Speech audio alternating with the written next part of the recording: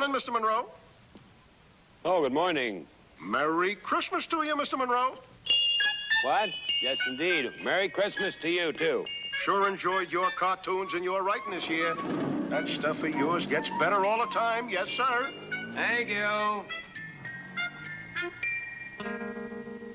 One of the first signs that Christmas is upon us is when your basic garden variety milkman, barely civil for 50 weeks of the year, becomes a fawning hypocrite, a milk-bearing Uriah Heep, a sudden expert literary critic, founder of the John Monroe Fan Clubs of America. Yes, sir, Christmas is at our throats again. Not that I have anything against Christmas or what it stands for. You can prove it by buying our daughter Lydia a present. Get some money off my dresser and buy her a gift. That's cowardly, John. Cowardly. I've never denied that. This is my world, and welcome to it.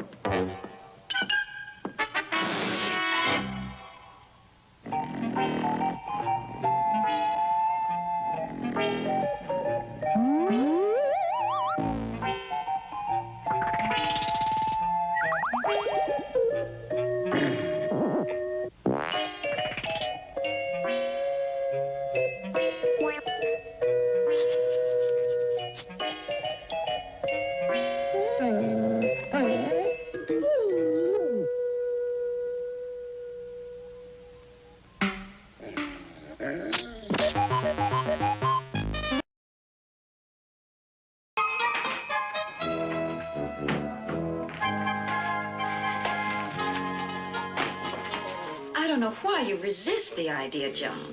You have always done the shopping and bought my Christmas present to Lydia. It's a family tradition. It's a tradition we ought to change. You do not change tradition. You respect it. John, imagine how she'll feel Christmas morning. The thought that her father didn't buy her gift with his own hands. Okay, be considerate. Don't tell her. She'll know. She's perceptive. 'Tis a season to be jolly and not perceptive. Oh, John. She's old enough to realize that Christmas is not just a time for getting presents, but a time for faith and for learning how to mind your own business. What would you say if I told you that she's actually been working on your present in arts and crafts? I'd say, what is it? It's a paperweight made out of a very attractive rock she found at Pawtucket last summer. An attractive rock for Christmas? It has green felt padding on the bottom. Why couldn't Mother Nature think of that? John, doesn't it make you just a little ashamed of your attitude? No, I don't think kids care where their presents come from or who buys them. A gift's a gift. Our daughter is just greedy, then? In a childish, charming way, yes. Where is your sense of responsibility, John, or fair play? Where? Okay. But let me think about it for a few days. Tonight's Christmas Eve. Okay. What do you want me to get her? Well, I happen to know she's very interested in a doll, Feverish Phyllis. Feverish Phyllis? It gets a cold. You fill its body with hot water to give it a temperature, and then you open a door under its diapers and insert an ice cube, and its temperature drops to normal. Say, I wonder if that would work with live people. Well, they've tried everything else for the common cold.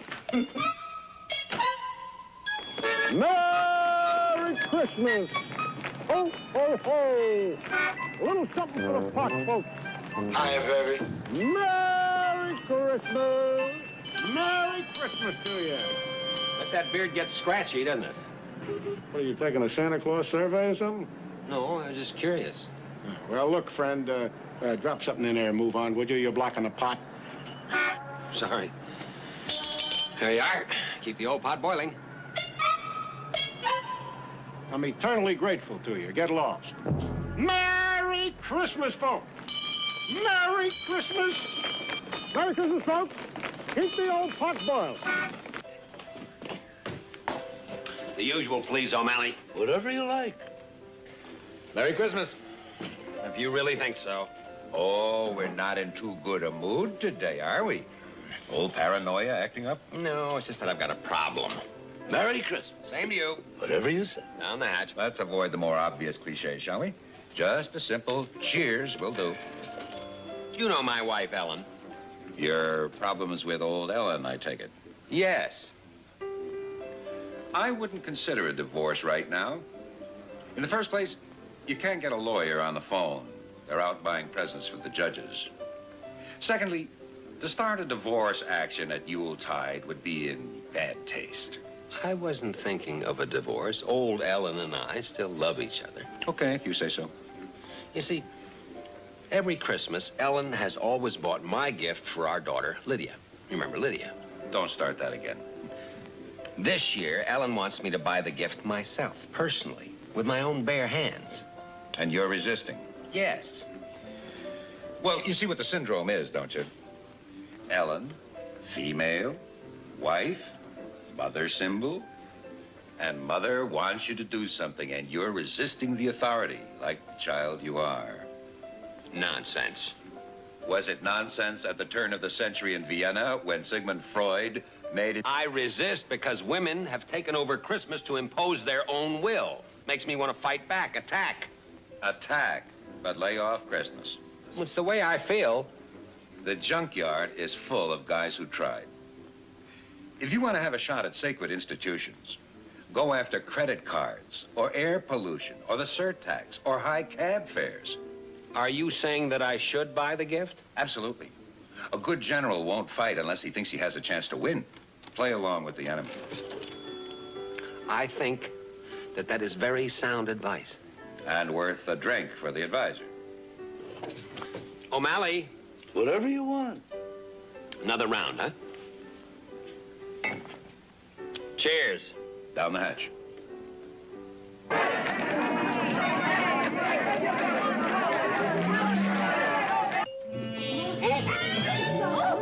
What would you move? Ouch! Get out of my way! Quit shoving!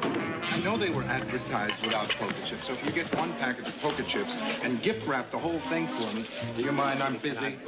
Please, gift wrap it with the poker chips. I have to get this wrapped in a hurry. Where do I get it wrapped? Over there. Where? Excuse me, please.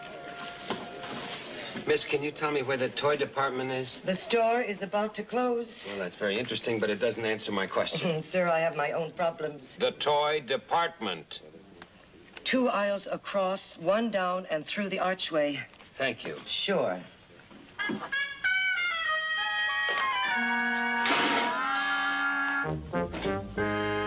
You wouldn't happen to have a feverish Phyllis doll by any The chance? store closes in exactly 8 minutes. Feverish Phyllis? If I don't punch out properly at 6, I could get canned. I understand it's a small doll that you, Can't.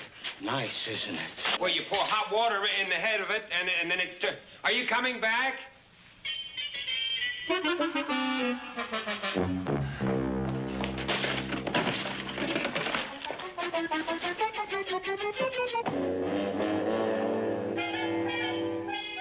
Madam, are you... Madam? Oh, just resting. Oh.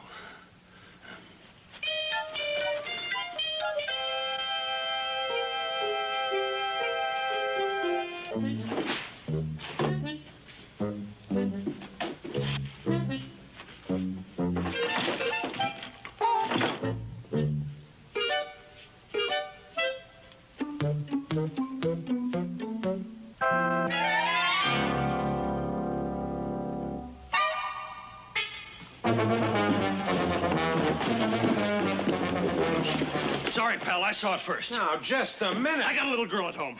Well, what do you think I've got? A duck-billed platypus? I said I saw it first. Merry Christmas. What are you, a wise guy?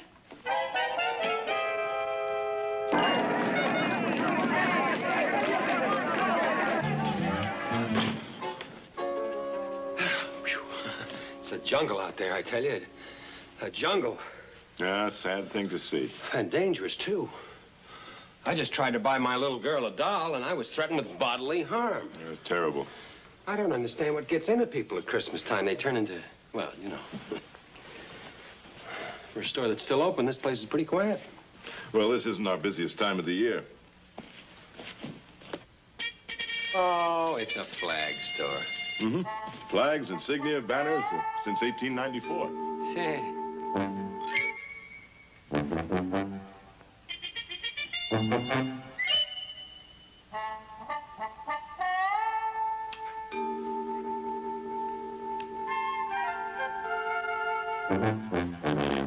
That is a great idea. What's that? I'm going to buy my daughter a flag for Christmas. Oh, people don't buy little girls flags. People buy little girls dolls. I want to buy my little girl a flag. You buy a flag for a boat, or a building, or a regiment. All I've got's a daughter. All right.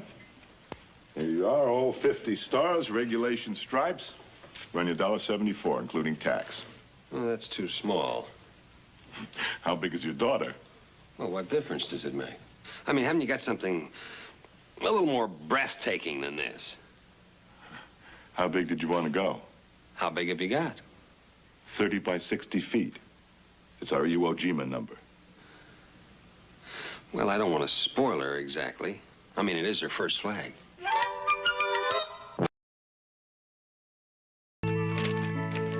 Lydia, Merry Christmas and with love from your secret admirer.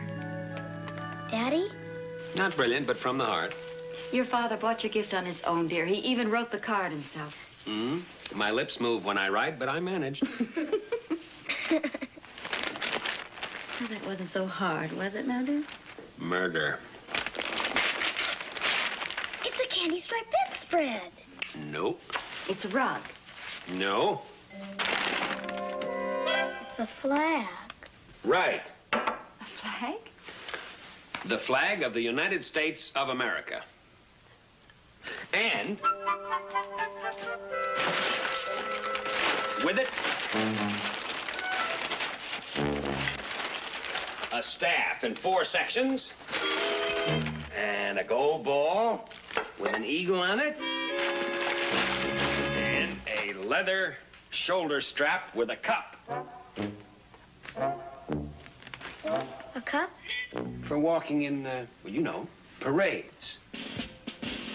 Oh. Merry Christmas, Lydia. Thank you, Daddy. I think I better go upstairs. I don't think you're supposed to leave the flag lying around half wrapped under a Christmas tree.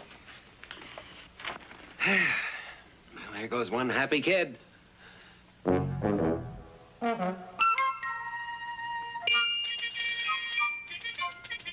You mean it just hangs there? In the dead of winter, I saw it.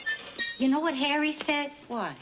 Anybody who flies the flag of the United States of America for no particular reason must have something to hide. Well, you just better believe it.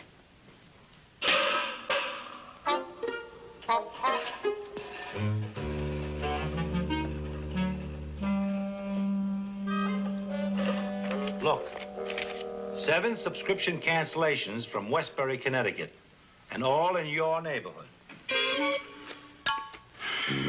I enjoy the Manhattanite, but I can't support a magazine that employs a man like John Monroe. Take my name off your mailing list. Any man that will do what he is doing. That one lives right next door to you. He can practically look into your windows. That's true. Now, John, every man has a right to live the sort of life he finds most, rewarding. Uh-huh. And I don't want to get personal, but what exactly are you doing up there? Don't you think that's getting personal? So what if it is? Well, you said... I don't care what I said. I want to know what you're doing. I'm flying a flag. Don't be a smart mouth. You asked me. What kind of a flag? An American flag. Old Glory? That's the one. You mean that's it? That's what's going on? That's what this is all about? You sound disappointed. No, not really.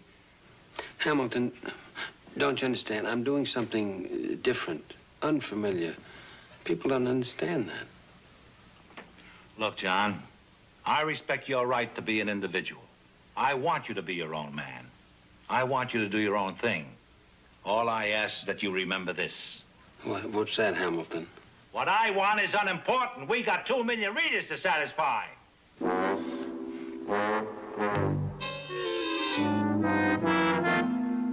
committee? 3 of them. Post number 9. Veterans of Lexington and Concord. They've been waiting almost half an hour.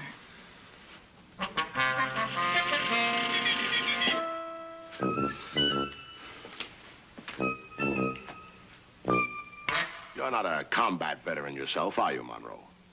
Well, actually, no. I suppose they felt that if the enemy knew there was a cartoonist in the front lines, they wouldn't take our army seriously. You ever been to any of our post meetings? No, I can't honestly say that I have. However, our daughter Lydia does go somewhere regularly on Thursday nights. Yes, she's a brownie in good standing. Well, I'll get right down to cases, Monroe. We've been delegated to talk to you about your flag. What about it? We want to know why you're flying it. Well, are you questioning my right to fly it? Negative, negative. Every American has that right, but we generally have always flown our flags at the same time. And what we all have out right now are your holly wreaths. There are no official flag days in December because there's nothing to commemorate in December. Well, what about Valley Forge? December 19th, 1777? John's very good on dates. We have a fine community here, Monroe. I suppose on Veterans Day, you'll put up a Christmas tree. Let the commander talk, Harry. And we pride ourselves in pulling together in matters of this type. Our view is unity in the community. Everybody pulling together as a team. We've always been the first at the Bloodmobile. Well, last year, John almost fainted. Why don't you take it down? Well, I'm afraid I can't do that. Why not? You're making the rest of us look unpatriotic. I'm sorry you feel that way about it. But a man who can be intimidated into striking his colors is, after all, no man at all. However, I do thank you, gentlemen, for coming by. You're out of line, Monroe. You ought to get in step with the rest of us. I really wish I could accommodate you, but I'm afraid I cannot. Now, how about some coffee? No, thank you, Mrs. Monroe. I think we'll be going. You haven't heard the last of us. This is a fine neighborhood, Monroe. Love it or leave it. Let's go, fellas.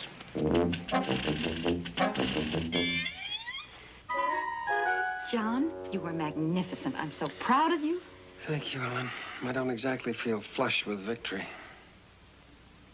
Oh, by the way, with regard to that Bloodmobile, I didn't almost faint. My energy curve went way down, that's all.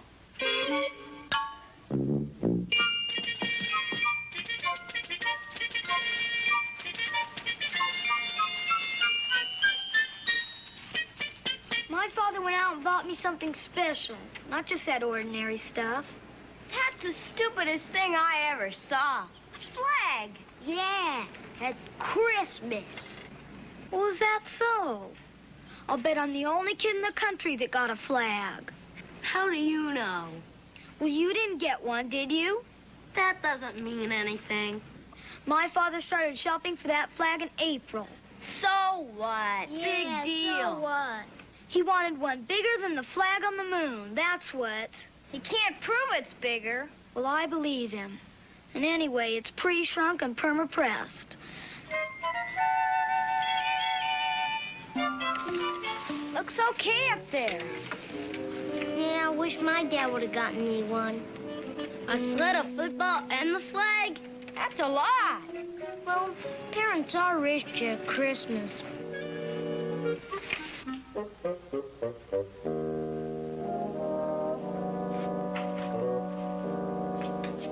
Lydia, Yes, Daddy?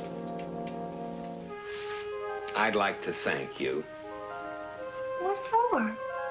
That spirited defense out there. It was worthy of a Clarence Darrow, at least. Well, it's only the truth. Since you brought it up, I might as well confess that I did not start shopping for that flag in April. No? No. It was more like 6:15 on Christmas Eve. I had my hands on a feverish Phyllis doll, but somebody took it away from me. Thank you for telling me, Daddy. You're welcome. Daddy? I like the flag, though. I really do. So do I. The colors are nice. Red, white, and blue. I think the country showed very good taste. It's a really important thing to have. Oh, absolutely. It's a symbol.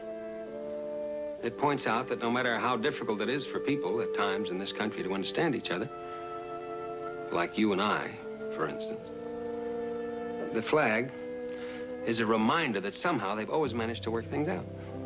I guess people have gone through an awful lot for it. Not half as much as I did at 6:15 on Christmas Eve. I appreciate it. But it would be nice to have a holly wreath, too. Christmas is just about over. Well, that's why you could get some great bargains now. You see what I mean? We understand each other.